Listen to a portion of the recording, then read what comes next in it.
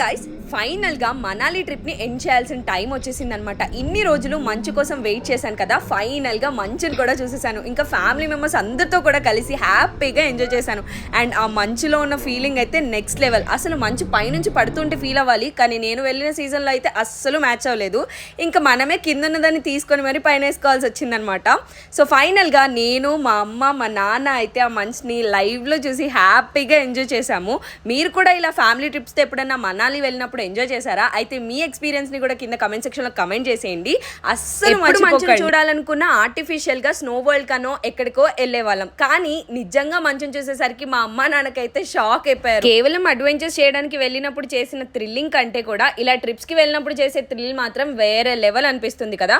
ఇంకా ఫైనల్ గా అంత చలికి తిరిగాక మనకి నార్మల్ గా ఉంటుందా? మన బాడీ చలికి, వర్షానికి దేనికి తట్టుకో కదా. సో జ్వరం తెచ్చుకున్నాము. ఇంకా రూమ్ లోనే ఎండప్ చేశాను నేనైతే.